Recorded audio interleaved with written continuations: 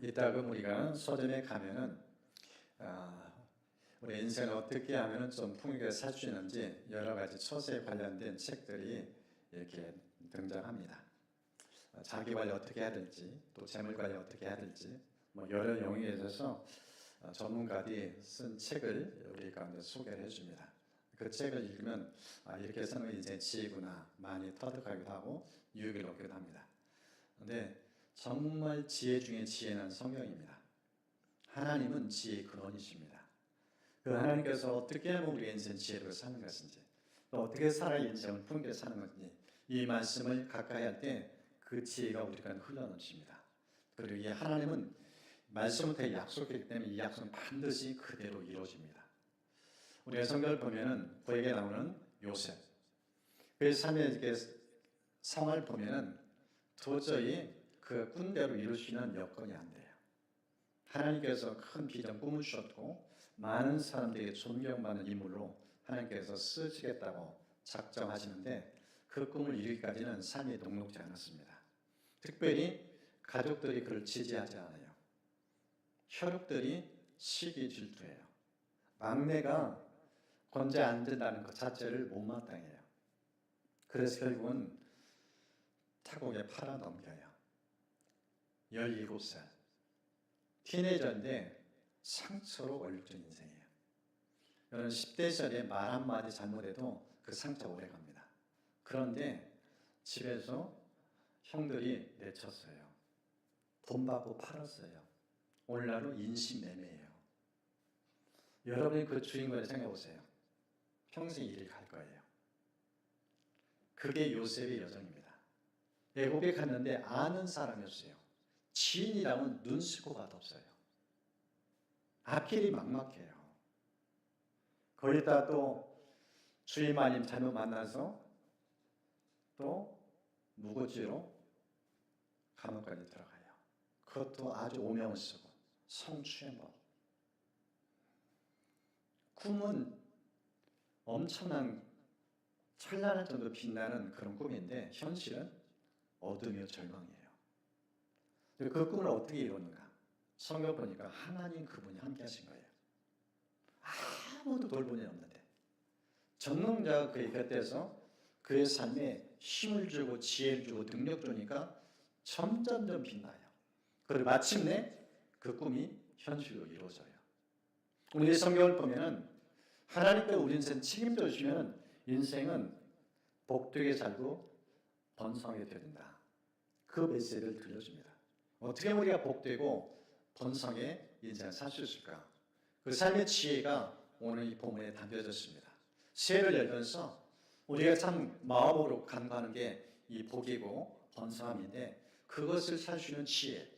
오늘 본문은 세 가지 우리에게 들려줍니다. 그 세 가지를 같이 나누려고 합니다. 오늘 본문의 시작 본문을 보는 3절에 이런 말씀이 있어요. 이스라엘 듣고 삼가 그것을 행하라. 그리하면 내가 복을 받고 내 조상들의 하나님 여호와께서 너에게 허락하신 같이 젖과 꿀이 흐르는 땅에서 내가 크게 번성하리라. 복 받고 번성한다. 약속을 해줬어요. 반드시 이대로 해오면 내가 저 복을 허락해 주마.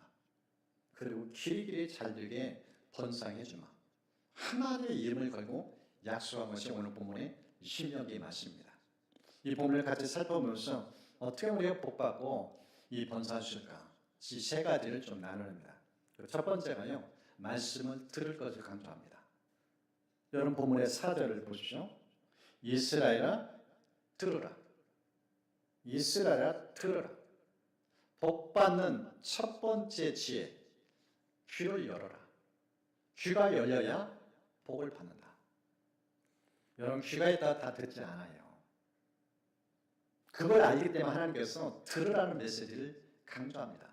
이 들으라는 뜻은 순종을 전제하는 메시지예요. 한 귀로 그 흘리지 말라는 거예요. 그 메시지를 우리에게 들려주고 있습니다. 여호수아가 이제 출애굽 이스라엘 데리고 가나안 땅에 들어가요. 그가 들어가서 강조점이 이겁니다. 여호수아 이스라엘 자손에게 이르되 이리 와서 너희 하나님 여호와의 말씀을 들으라. 하나님의 말씀을 들으라. 이게 약속에 진입했을 때 이 여호수아가, 이 리더인 여호수아가 들려준 말씀이에요. 약속 땅에 들어가서 가장 먼저 할 일이 뭔가? 귀를 열고 하나님의 말씀을 들으라. 여호수아와 또 여호수아 곁에서 하나님이 일하신 것을 체험했던 그 장로리 있을 때 그 땅에 정착한 사람들이 하나님을 경외했어요. 그런데 세월이 흘러가면서 점점점 귀를 닫아요. 마음을 닫아요. 그리고 완고해져요. 어느 정도일까가? 예레미야서는 이렇게 말씀합니다. 땅이여 들으사 내가 이 백성에게 재앙을 내리니 이것이 그들의 생각의 결과라. 그들이 내 말을 듣지 아니하며 내 율법을 거절하였음이니라. 이제 여호수아는 고인이 됐어요. 세상 떠난 지 오래돼요. 다음 세대가 일어났는데 하나님이 누군지 몰라요. 귀가 닫혀졌어요. 마음이 닫혀졌어요. 하늘까지 닫혀요. 하나님이 심판의 채찍을 들어요. 나를 망하게 만들어요. 삶이 완전히 망가지게 하셔요. 귀를 닫으면 어떻게 되는가? 인생이 다 망해진다는 거예요. 흥망성쇠가 어딘가 귀에 달려졌다는 거예요. 신약의 예수님께서 이 땅에 오셔서 공생을 살아가면서 강조점이 이 말씀입니다. 귀 있는 자는 들으라. 귀 있는 자는 들으라.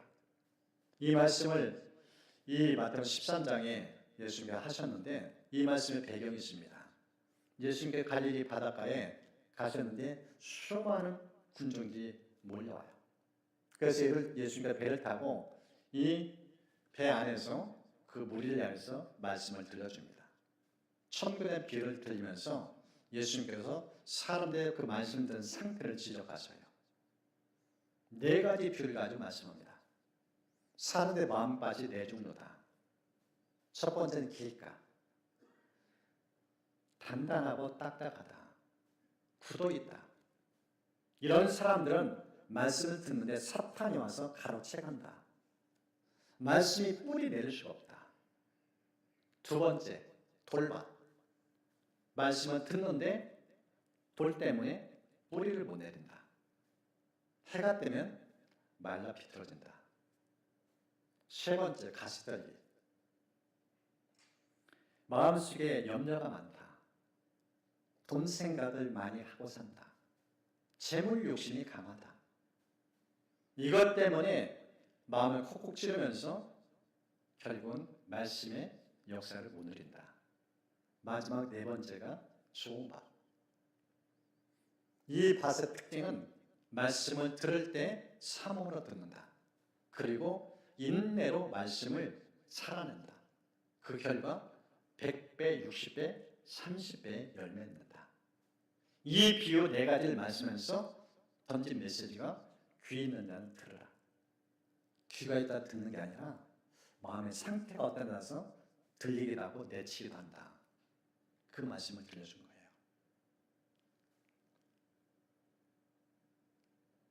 우리 로마서 10장에도 보면은 우리가 믿음을 갖는 원리를 설명해 줍니다. 믿음은 들음에서 나며 믿음은 들음에서 나며 귀가 열려야 믿음이 심어진다는 거예요. 하나님 말씀의 씨앗이 뭘 통해서든가 청각. 듣는 것이 얼마나 중요한지. 듣지 않으면 천국 못 간다는 거예요. 믿음도 생길 수가 없다는 거예요. 그래서 열린 마음 열린 귀가 얼마나 중요한지. 예배의 말씀을 집중하는 것. 생각보다 쉽지 않아요. 몸은 여기 있지만은 귀가 집중하지 못하는 경우는 오히려 있어요. 딴 생각 보면은 끝날 때까지 집중을 못해요. 그래서 이 듣는 귀를 위해서 기도를 해야 돼요. 은혜를 구해야 돼요. 하나님 오늘 저에게 무슨 말씀인지 들을 수 있는 귀를 주옵소서. 들려야 믿음이 생기고 들려야 변화가 있고 들려야 역사가 일어나니까. 우리 첫 번째 강조한 메시지가 바로 들음에 대한 메시지입니다. 무엇을 들어야 하는가? 오늘 본문의 4절 5절 보십시오. 우리 하나님 여호와는 오직 유일한 여호와시니 너는 마음을 다하고 뜻을 다하고 힘을 다하여 내 하나님 여호와를 사랑하라. 하나님 딱 한 분밖에 없다는 거예요. 진짜는 한 분밖에 없다는 거예요. 이 하나님 한 분만 사랑하라. 이게 오늘 본문의 골자예요. 핵심이에요. 하나님 사랑을 더 강조하는데 내용이 굉장히 길게 설명을 했어요. 어떻게 사랑한가? 마음, 뜻, 힘, 전심전력하여. 하나님 사랑하는 거 생각보다 쉽지 않다는 거예요. 올인하지 않으면, 전념하지 않으면 하나님 사랑하는 것 위에 다른 것에 마음 뺏겨진다는 거예요. 그래서 하나님께 집중해서 뜨겁게 열정 사랑할 것을 강조하심을 보여줍니다. 두 번째, 우리가 어떻게 하면 이 복받고 번성할 수 있는가? 말씀을 새길 것을 강조합니다. 첫 번째는 들으라. 두 번째는 마음판에 새기라. 여러분 본문의 6절 보십시오. 오늘 내가 너에게 명하는 이 말씀을 너는 어떻게 하라고요? 마음에 새기고. 여러분 마음에 새긴다는 게 무엇일까요? 영원히 잊지 말라는 거예요. 돌에 새겨보세요. 영원히 가요. 마음판에 새기라는 건 뭐냐? 결코 잊지 말라. 결코 잊지 말라. 뇌에 각인시키라는 거예요. 그 지혜가 지난주에 함께 나눴던 여호수아 1장 8절입니다. 보십시오. 언제나 율법책에 쓰여있는 것을 입에서 떠나지 않게 밤낮으로 소리내어 읽으라. 하나님께서 우리 뇌의 마음판에 하나님의 말씀을 각인시키는 지혜를 여호수아 1장 8절에 하나님께서 소개해놨어요. 그 원리가 뭔가? 입으로 중얼거리라. 소리내서 내 귀에 들릴 정도로. 그래야 뇌에 새겨진다. 우리 지난주에 전도엽 그림 봤잖아요.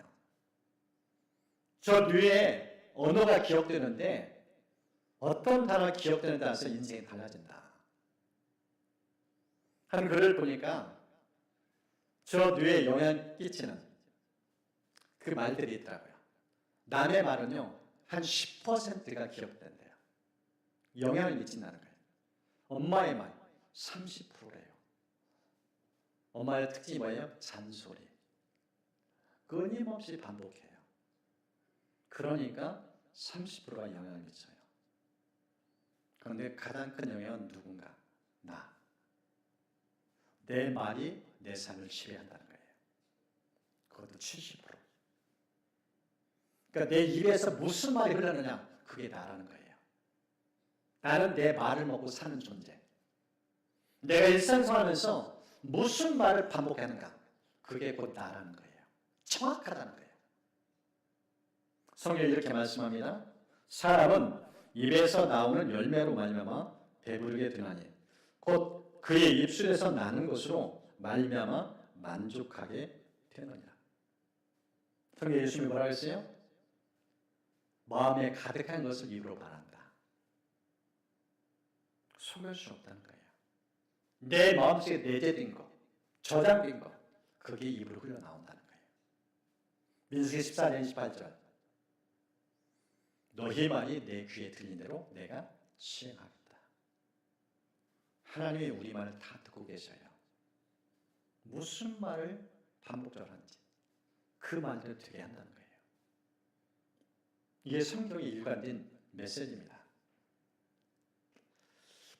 한 번이 어려운 가정 상황 속에서 참 인생 역전하기 쉽지 않은 상황인데 사람들이 그를 주목할 정도로 인생이 달라진 그런 글이에요.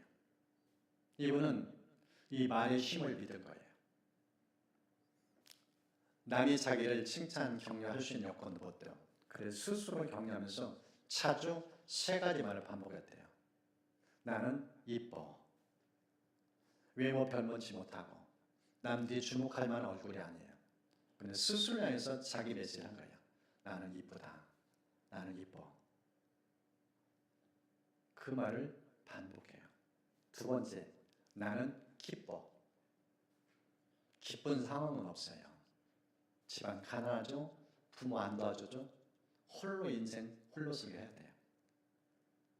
기뻐할 만한 일 하나도 없는데 스스로 해서 나는 기쁘다, 나는 기쁘다. 이걸 끊임없이 반복해요. 그리고 세 번째, 나는 바빠. 남는 게 시간이에요. 할 일도 없는 사람이에요. 그런 스스로 해서 자기 메시지를 들려줘요. 나는 바쁜 사람. 이게 반복했는데 결국 그 인생이 된 거예요. 이게 석봉 토스트, 이 김석봉 장로에 관련된 그런 일화예요. 돈도 없어요. 뭐 바칠 만한 하나의 여건도 없어요. 근데 스스로요 자기 메시지를 들려준 거예요. 자기 귀에 들리도록. 나는 이뻐. 나는 기뻐. 나는 바빠. 말대로 된다는 거예요. 너희 말이 내 귀에 들린 대로 내가 행한다. 얼마나 중요한지 그걸 말씀합니다. 우리가 복받고 번성의 세 번째 필요한 것은 부지런히 가르치라는 거예요. 세 번째는 가르칠 것을 강조합니다. 여러분 본문의 7절 보십시오. 내 자녀에게 부지런히 가르치며 집에 앉았을 때든지 길을 갈 때든지 누워 있을 때든지 일어날 때든지 이 말을 강론하라. 자녀에게 가르치라. 내 가르치는 먼저 자기한테 가르칠 것을 강조해요. 그래서 들으라, 새기라. 새긴 말씀을 계속 입을 열어 가르치라는 거예요. 그런데 저 부지런한 단어의 원어 뜻은요, 칼 그리고 창, 이것을 무뎌진 것을 갈듯이 그렇게 예리하게 갈라는 거예요. 여러분 주부들 알잖아요. 주방에서 칼 쓰다 보면 무뎌지죠. 그때 칼갈이로 갈아요. 어떻게 갈아요? 열심히 갈아요. 부지런히 갈아요. 이 부지런한 뜻은 무엇인가? 예리해질 때까지 반복해서 지속적으로 이게 부지런한 의미에 담겨진 거예요. 적당히 몇 번 하고 끝나는 것이 아니에요. 칼이 아주 날쌘 검처럼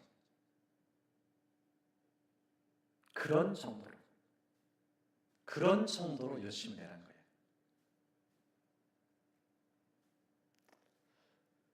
신천지 교육은요, 학을 아주 막 혀를 내둘 정도로 한국 교회가 긴장한 정도예요. 진짜 글을 보면서 저도 충격받았어요. 한 중학교 선생님인데 이 선생님이 교회에서 장로님이에요. 교편을 잡고 이제 제자를 가르치는데 그 자기 반 학생 가운데 신천지 학생이 있는 거예요. 중학교 2학년.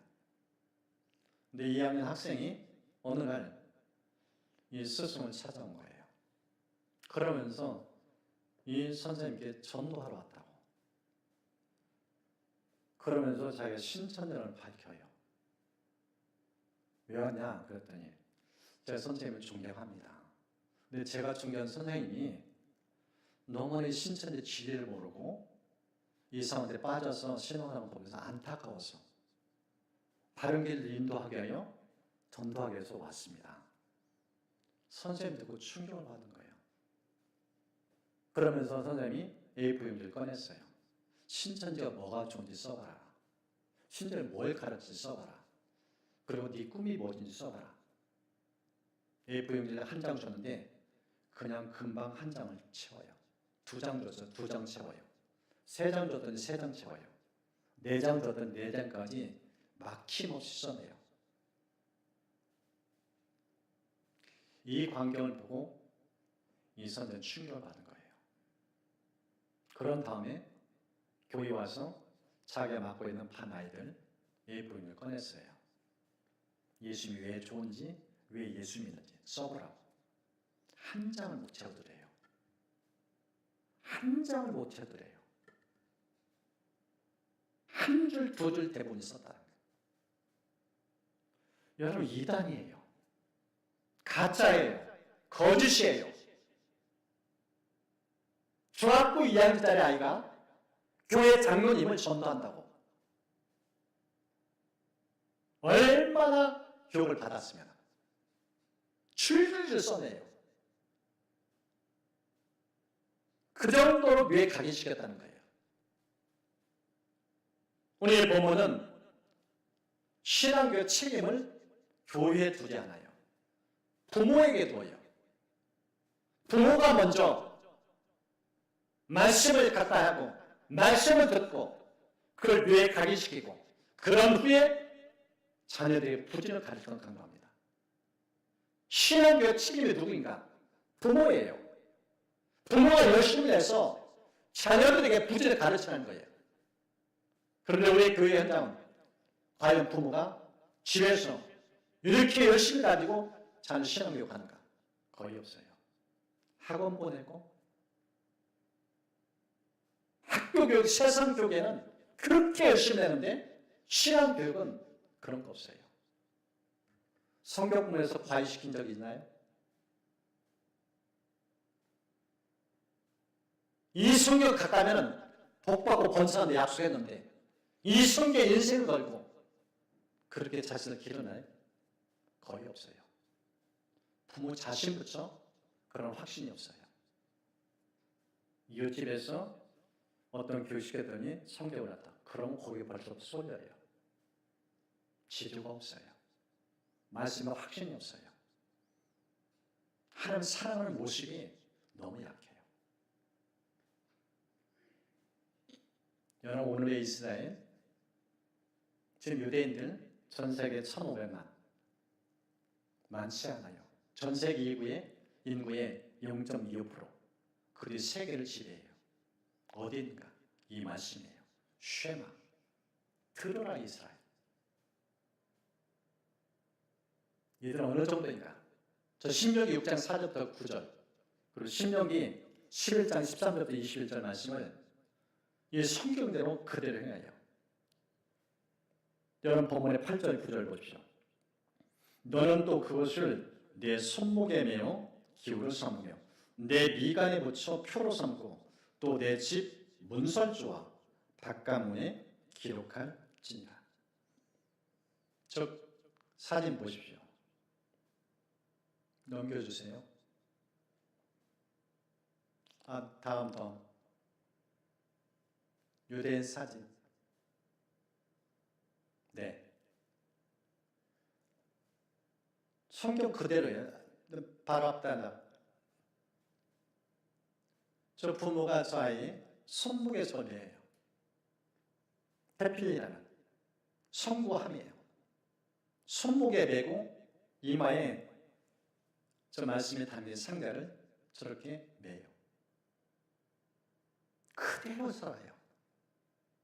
그리고 문설주에 저 말씀이 기록한 그것을 원통에 저 상자에다 담겨놔요. 집을 출입할 때마다 저걸 보고 하는 사랑하도록 끊임없이 상기시키는 거예요. 손목에 있으니 이마에 있으니 늘 보잖아요. 잊지 않아요. 잊혀지지 않아요. 그러니까 유대인들이 세계를 지배하는 거예요. 성경 약속 그대로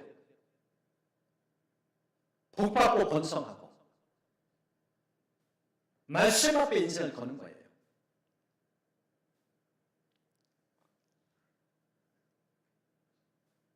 한 아이 태어났는데 사지가 없어요. 조금 전에 보였던 사진. 아이가 태어났는데 손발이 없어요. 손발이. 이 손발 없는 제 아이가 태어났으니 부모의 심정이 어떨까요?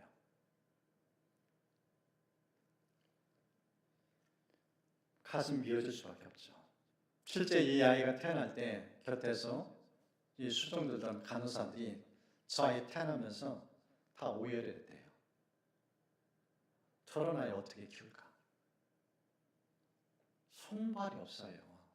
한쪽이 없는 게 아니라 사지가 없어요. 근데 저 아이가 태어났을 때 저 아이에서 엄마가 한 말이 있어요. He is so beautiful. 여러분 저런 말이 나올까요? 엄마를 하는 경외하는 분이에요. 성경을 믿는 분이에요. 하나님 창조주예요. 창조주는 실수가 없다. 하나님의 형상대로 지음받는 아이다. 하나님 시각으로 자녀를 본 거예요. 그 말을 아이에게 끊임없이 엄마 입에서 자의 귀에 들려준 거예요. 이 아이가 초등학교 들어갔어요. 반 친구들이 놀려요. 자기들과 외모가 너무 다르니까. 이 아이 견디지 못해서 욕조에 몸을 담고 숨을 안 쉬고 그냥 그 상태로 죽으려고 우울증에 걸려서 8살짜리 아이가 자살 시도를 해요. 3번이나 인생 이렇게 살면 뭐하나 이런 마음이 들 만큼 그런 고통의 시기를 보내요. 근데 그 고통을 딛고 일할 수 있는 근원이 어딘가? 엄마의 정말 너는 하나님이 지으시기에 너무 아름답게 지음받았다. 넌 뭐든지 할 수 있다. 하나님은 너를 사랑한다. 이런 말들을 끊임없이 들려준 거예요. 이 말이 이 아이의 뇌에 각인된 거예요. 저 전두엽에. 그러면서 이 아이가 스스로 일어나기 시작해요. 자기 스스로 칫솔을 하기 시작하고 지금은 수영도 자기 마음대로 저 몸으로 골프도 해요. 결혼까지 했어요. 자녀를 4이나 낳았어요. 수많은 사람들이 꿈을 심어줘요. 그가 이런 말 합니다. 조건이 당신을 막는 것이 아니라 포기하는 마음이 당신을 막는다. 삶은 조건이 아니라 태도에 달려있다. 삶은 조건이 아니라 태도에 달려있다. 어떤 태도로 사는가? 얼마나 많은 제약이 있는지 몰라요. 그런데 저 부모로도 들은 말, 그 말이 한계를 뛰어넘게 만들어요. 나는 뭐든지 할 수 있다. 불가능이 없다. 하루 일과를 시작하면서 이 리 부이치치는 자기한테 스스로 메시지를 준다는 거예요. 너는 뭐든지 할 수 있어. 하나님은 너를 너무나 사랑해. 너는 가치 있는 존재야. 너는 소중한 사람이야. 자기를 향해서 자기 귀에 들리도록 지속적으로 반복하면서 살아간대요. 그러니까 수많은 사람들이 꿈을 심어줘요. 용기를 심어줘요. 사지가 없는데도 나는 인생을 이렇게 행복하게 산다. 나처럼 행복한 사람 있으면 나와봐라. 이런 마음을 가지고 인생을 밝고 긍정을 산다는 거예요. 부모가 가르쳤으니까 그 가르침이 오늘 저런 사람이 된 거예요.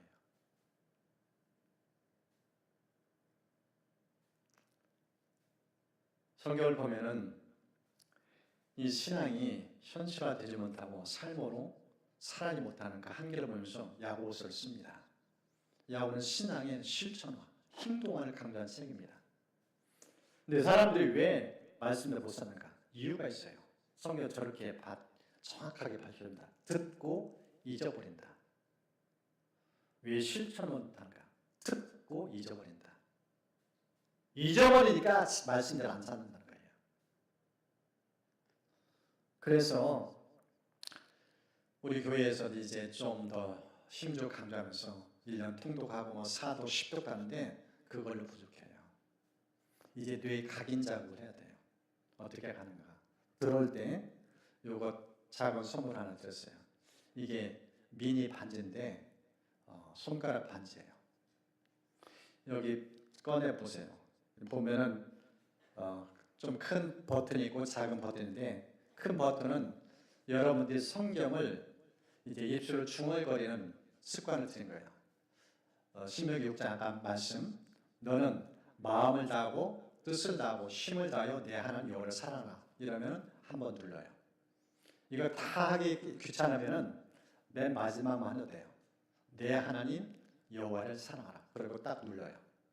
이게 좀 습관화되면은 이제는 마음을 다하고 뜻을 다하고 힘을 다해요. 거기까지 또 하면서 또 누르고. 이걸 하루에 적어도 1000번 이상. 지난주에 말씀 나눌 때 이 뇌에 각인되려면 적어도 3000번 해야 된다고. 이걸 일주일 동안 반복하면 10,000번이 넘어요. 10,000번을 여러분이 중얼거려 생각하세요. 암기할 필요가 없어요. 자동적으로 뇌에 각인돼요.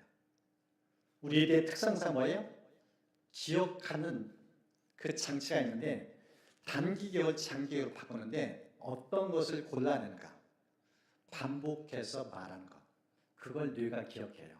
아, 이건 중요하구나. 그래서 뇌가 장기 기억단으로 보낸다는 거예요. 이제 여러분이 해보세요. 반복할 때 능력이 있어요. 이것을 일명 하가다라는데 이렇게 하면 됩니다. 반드시 소리내서 하십시오. 침묵을 하지 말라는 거예요. 작은 목소리로. 힘줘 할 수도 있어요. 중요한 소리 나서. 두 번째는 매일 반복하라는 거. 하루도 빠짐없이. 세 번째는 집중해서. 딴 생각하지 말라는 거예요. 이 말씀이 진리고 실제라는 걸 알고, 이 말씀이 하나님을 알고, 하나님 앞에서 하는 거죠. 진정성 담아서. 그리고 믿음으로. 무슨 뜻인가? 이 말씀은 살았고 운동이 있다. 이 말씀은 반드시 심으면 열매 낸다. 100배, 60배, 30배. 내 스스로 말씀의 씨앗을 내 뇌에 심는 거예요. 이걸 심을 때 처음에는 싹이 나니까 의심도 해요. 근데 지속적으로 반복해보면 그 말씀이 사라질 역사를 경험해요. 그리고 풍성한 열매를 맺습니다. 마지막은 단순하게. 복잡하게 생각하지 마세요. 말씀이 그랬다면 그걸 믿고 그래 따라하라는 거예요. 의심할 필요 없이. 진리는 변함이 없으니까. 그래서 이걸 지속적으로 매일마다 하면서 저녁 8시 전후에서 이걸 한 것을 숫자 카운터기를 핸드폰으로 찍어서 단톡방에 올려요. 아, 이분은 1,000번 했구나. 이분은 5,000번 했구나. 서로 격려해 주는 거예요. 이게 문화가 되면은요, 어마어마한 역사가 일어납니다. 한 분의 간증이 있어요. 우리 저 간증을 좀 같이 들었으면 좋겠습니다. 왜요? 네.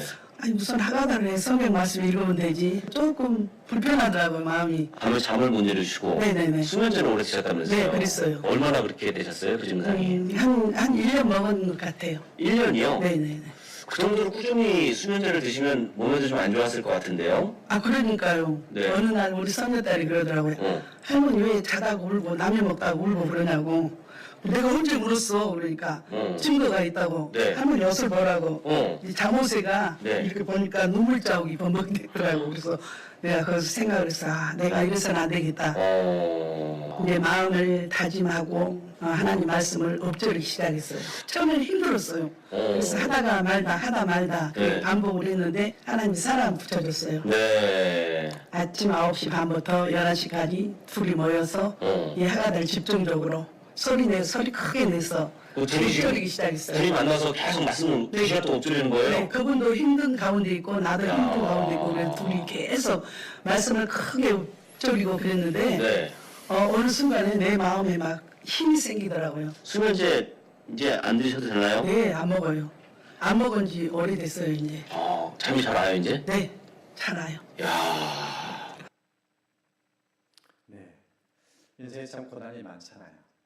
저분도 이 고난 앞에서 잠을 못 잘 정도로, 수면제 없이는 잠을 못 잘 정도로 얼마나 힘든 시간을 보냈는지 손주가 보면서도 안타까울 정도로 그냥 눈물 자국이 몸에 배어 있는 거예요. 그런 분이 저 하가다 말씀 묵주를 하면서 하나님이 단감을 준 거예요. 지금 수면제 없이 사는 인생. 여러분, 말씀은 능력이 있어요. 말씀을 성경대로 되려면은 여러분 뇌가 반응해요. 뇌가 바뀌어져요. 언어가 달라져요. 하나님 말씀 최초의 말씀을 천지창조한 그분이에요. 말씀이신 그분이 여러분 뇌 속에서 변화를 일으키면 인생 바꿔집니다. 반드시 변화가 일어나요.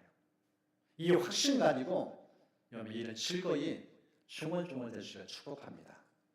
하나님의 사랑하는 길, 입에서 말씀이 떠나지 않다는 것. 이 말씀을 따라 순종해 보세요. 1년 동안 이렇게 쭉 간증을 들어보니까 적어도 6개월은 지속하는 거예요. 한 1개월 했는데 뭐 안 되는데 아니에요. 한 통계가 있습니다. 우리 뇌에서 망각에 대한 통계입니다. 독일 심리학자 에빙하우스가 이 망각 곡선을 연구를 해서 밝혔는데 사람들은요 뭘 들으면은 10분이 지나면은 서서히 기억도 사라지기 시작한다는 거예요. 그리고 1시간 지나면은 50%가 기억 속에 사라진대요. 하루 지나면 70%, 한 달 지나면 80% 이상. 무슨 말을 들었는지 까먹어요. 왜 성도들 그렇게 예배를 참석하는데 안 바뀌는가? 저 원리예요. 듣는 순간 까먹어요. 그런데 변화가 없어요. 이제는 그렇게 살지 말라는 거예요. 이제는 변화의 핵심이 내 입에서 말씀이 떠나지 않는 것. 그럴 때 이 말씀을 내가 듣고 이게 뇌에 새겨지고 그리고 새길 말씀이 우리 가족에게 영향을 미쳐요. 한 해 순종해 보자고요. 그리고 이게 진짜인 것을 우리 모두 체험하시기를 주님으로 축복합니다.